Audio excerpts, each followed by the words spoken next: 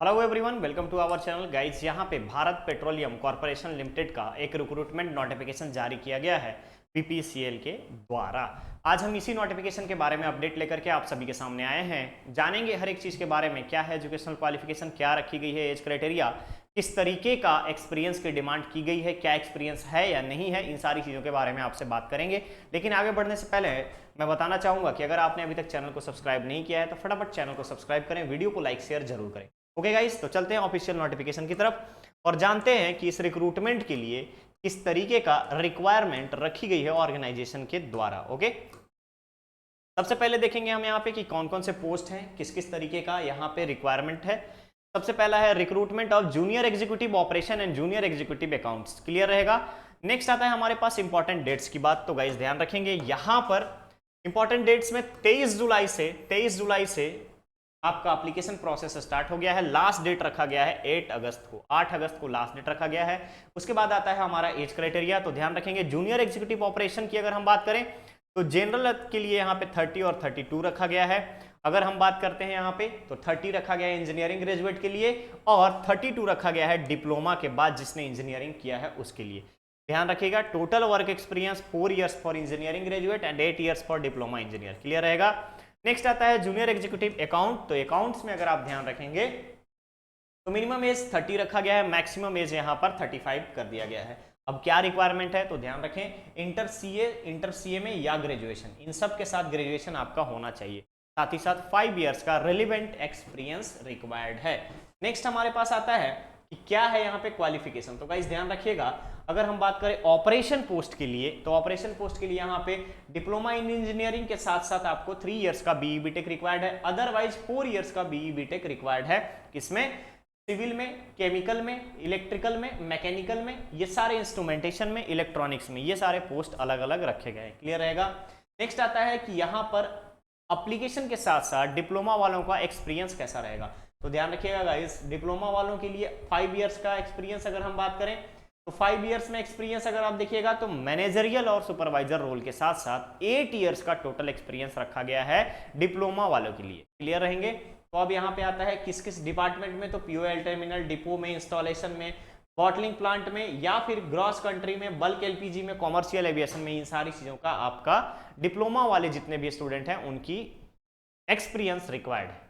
Next आता है हमारे पास बीई बीटेक के लिए, तो बीई बीटेक के लिए सेम फील्ड दिया गया है कि मिनिमम 4 इयर्स के एक्सपीरियंस होने चाहिए रिलेवेंट आपके अलग अलग डिपार्टमेंट्स में, अलग अलग आपके डोमेन में, क्लियर रहेगा। नेक्स्ट है हमारे पास अपर एज लिमिट, तो अपर एज लिमिट ग्रेजुएट इंजीनियर के लिए 30 एंड डिप्लोमा इंजीनियर के लिए अगर हम बात करें तो 32। रिलैक्सेशन किसे मिलेगी, तो रिजर्व कैटेगरी के जितने भी स्टूडेंट्स होंगे उनको रिजर्वेशन यहाँ पे दी जाएगी, एज में रिलैक्सेशन प्रोवाइड किया जाएगा। नेक्स्ट आता है एग्जीक्यूटिव अकाउंट के लिए, जैसा कि मैंने आपको बताया कि ग्रेजुएशन के साथ साथ सीएमए या सीए रिक्वायर्ड है, साथ ही साथ 5 इयर्स का रिलेवेंट एक्सपीरियंस भी यहाँ पर चाहिए। किसमें चाहिए, तो कॉस्ट अकाउंटिंग में, ऑडिटिंग में, अकाउंट में, टैक्सेशन में या फिर फील्ड्स में यहाँ पे रिक्वायर्ड है आपका एक्सपीरियंस 5 इयर्स, क्लियर रहेगा। चलिए, मिनिमम एज लिमिट रखा गया है 30 और अपर एज लिमिट रखा गया है 35 years, all category, clear.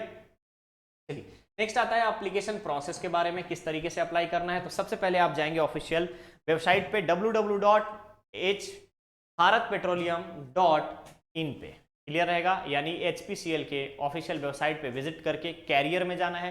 Career में जाने के बाद जॉब अपॉर्चुनिटी में डिटेल्ड एडवर्टाइजमेंट आपको देखना है, एडवर्टाइजमेंट के बाद आप यहाँ पर डायरेक्ट अप्लाई ऑनलाइन करेंगे, क्लियर रहेगा।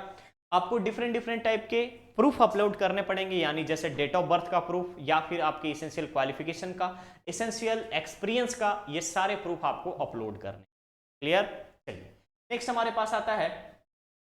आता है हमारे पास कि इसके अलावा कौन कौन से डॉक्यूमेंट, तो बेसिक डॉक्यूमेंट्स में आपके सेल्फ अटेस्टेड रहेंगे, फोटोज रहेंगे, आपके डॉक्यूमेंट्स जो है सेल्फ अटेस्टेड होने चाहिए।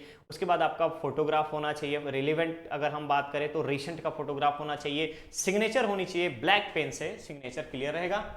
अब इसके बाद आता है हमारे पास कि एप्लीकेशन फी कितनी लगनी है, तो गाइस ध्यान रखिएगा, एप्लीकेशन फी जो है सारे एडवर्टाइजमेंट पोस्ट के लिए मिनिमम 500 प्लस का जीएसटी, क्लियर रहेगा, प्लस का जीएसटी। फी किसे नहीं देना है, एससी एसटी और पीडब्ल्यूडी कैंडिडेट्स को यहाँ पे कोई फी नहीं देना है। ईडब्ल्यूएस जनरल और ओबीसी को यहाँ पे 500 प्लस जीएसटी एप्लीकेबल है। अब अप्लाई कैसे करेंगे, तो सबसे पहले जाएंगे आप SBI कलेक्ट में। अब SBI कलेक्ट में जाने के बाद आपको यहाँ पे अकाउंट नंबर दिया रखा है BPCL का, अलग अलग अकाउंट नंबर, IFSC कोड दिया है, बैंक नेम दिया है, करंट अकाउंट में आपको अगर आप SBI कलेक्ट से ट्रांसफर कर रहे हैं तो आपको यहाँ पर देना है। उसके बाद आप अपने फॉर्म में ट्रांजैक्शन ID को इंक्लूड करके उसको वेरीफाई करेंगे। क्लियर? चलिए नेक्स्ट चीजें आती है कि सिलेक्शन का मेथोडोलॉजी क्या होगा। तो गाइस ध्यान रखिएगा, सिलेक्शन जो है यहाँ पर अलग अलग स्क्रीनिंग की जाएगी एप्लीकेशन का, उसके बाद आपको पर्सनल इंटरव्यू के लिए बुलाया जाएगा। क्लियर है? मेडिकल स्टैंडर्ड, बेसिक सा मेडिकल स्टैंडर्ड यानी हियरिंग, आप अच्छे से सुन सकते हैं, अच्छे से बोल सकते हैं, अच्छे से देख सकते हैं, इन सारी चीजों का बेसिक मेडिकल स्टैंडर्ड टेस्ट लिया जाएगा आपको। क्लियर? चलिए नेक्स्ट आता है आपको पैसे कितने मिलेंगे। अगर आपकी सिलेक्शन हो जाती है तो आपको पैसे कितने मिलेंगे। तो गाइस ध्यान रखिएगा, पे लेवल की अगर मैं बात करूं तो 30,000 से लेकर के 1,20,000 तक का है यहाँ पर पे लेवल। इनिशियल सैलरी जो रहेगी वो 30,000 रहेगी पर मंथ। इसके अलावे अगर मैं बात करूं तो HRA का प्रोविजन है, बेसिक पे के अलावे HRA मिलेंगे, DA मिलेगा, उसके बाद पर्क्स मिलेंगे, जितनी भी पॉलिसी कॉर्पोरेशन की होती है वो सारी चीजें आपको प्रोवाइड की जाएंगी ऑर्गेनाइजेशन के द्वारा। क्लियर? चलिए प्रोबेशन और प्लेसमेंट की बात करूं तो अलग अलग BPCL के लोकेशन पे आपको प्रोबेशन दिया जाएगा या फिर आपका यहां पर पोस्टिंग दी जाएगी। ठीक है?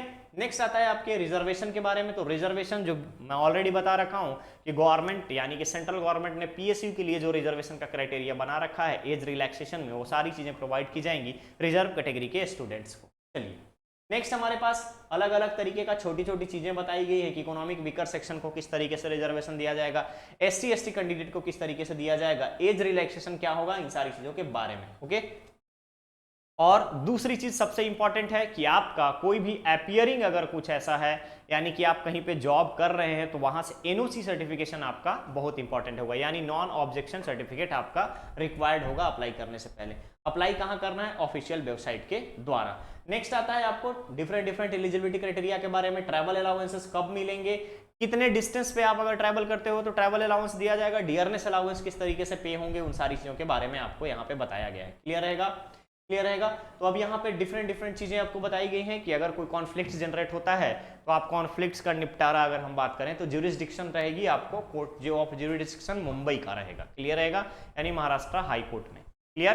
तो ये था आपका HPCL Hindustan petroleum corporation limited का रिक्रूटमेंट नोटिफिकेशन का अपडेट। बहुत ही जल्द हम लोग मिलेंगे एक नए अपडेट के साथ, चाहे वो PSU की हो, टेक्निकल हो, नॉन टेक्निकल हो, आपको यहाँ पे सभी तरीके का रिक्रूटमेंट नोटिफिकेशन दिया जाता है। गाइस वीडियो को लाइक शेयर जरूर करें ताकि मैक्सिमम लोगों को इसका बेनिफिट हो। साथ ही साथ चैनल को सब्सक्राइब करें। हम एक बेटर एजुकेशनल कम्युनिटी के साथ साथ एक अपना पर्सनल गाइडेंस का या प्रिपरेशन स्ट्रेटजी का, सब्जेक्ट का प्रिपरेशन स्ट्रेटजी कैसा होना चाहिए, एग्जाम का प्रिपरेशन स्ट्रेटजी कैसा होना चाहिए, इन सारी चीज़ों के बारे में हम यहाँ पे बात करेंगे। ओके, तो चलिए मिलते हैं बहुत ही जल्द। Thank you so much.